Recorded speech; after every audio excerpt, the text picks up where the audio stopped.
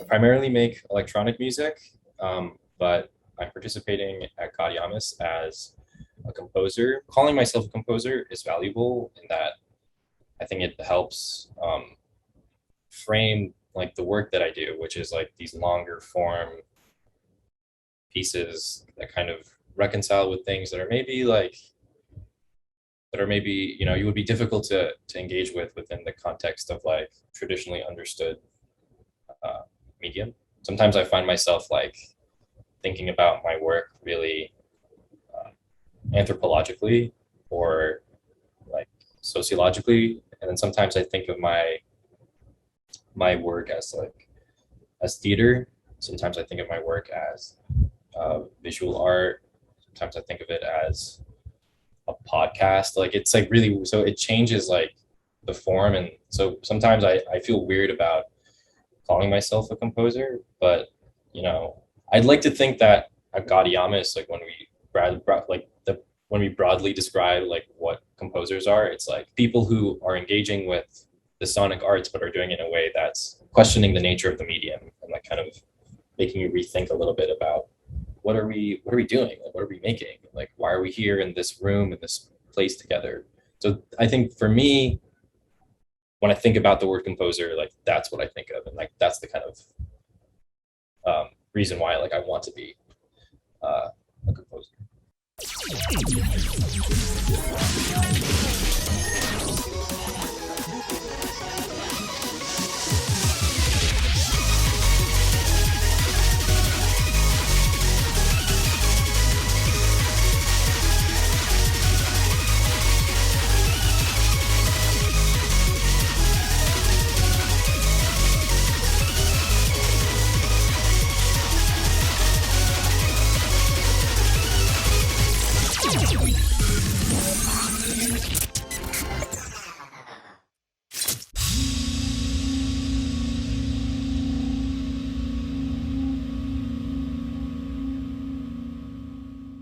I have like a few core people I work with and I frequent, um, but mostly actually lately for me, the performer is me.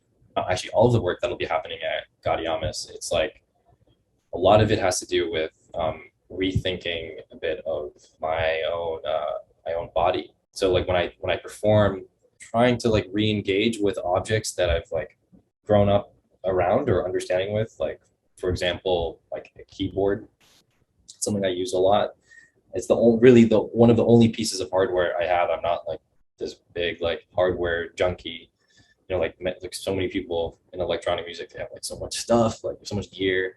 I never really like purchased a lot of gear. Some of that can get really prohibitively expensive. So I had like this one keyboard, and I made so many things on that keyboard. So like my relationship to it is like I just really intimate. Like I just have this like very special connection with like my 48 key MIDI keyboard. So when I play with it, like I'm kind of like playing with it in ways that are um, changing like my or questioning like my relationship to that object. Sometimes I'm playing that piano with or that keyboard like with my head, with my feet. Sometimes I'm rubbing it against my body. Sometimes I'm kissing it. Sometimes I'm throwing it. Sometimes I'm stepping on it. Like I'm just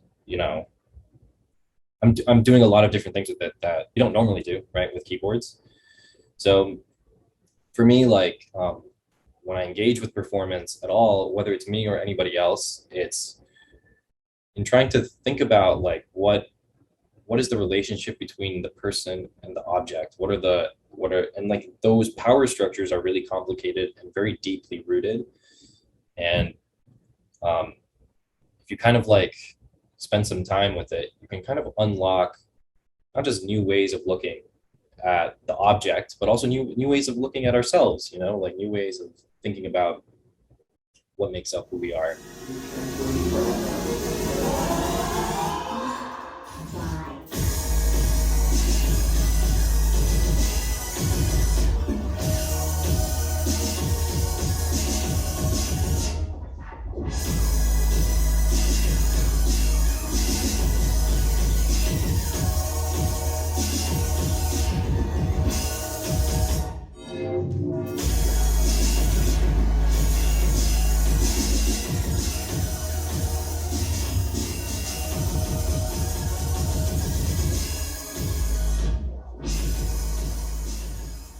every part of the music making uh, experience, which the venue, the audience, the performer, the instrument, the music itself, aesthetically, like every part of that is like part of the experience, part of like the context of like interpreting the piece. They can make their own character, they can make their own story, and carve out their own experience. But here's the confines of the world that we're in, and it's a world it has its limitations, like we all do, like all of our identities do.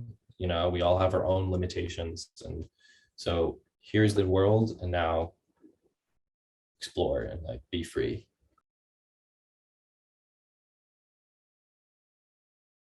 Because of the state of the world and the pandemic, um, I've been just like making things in my bedroom.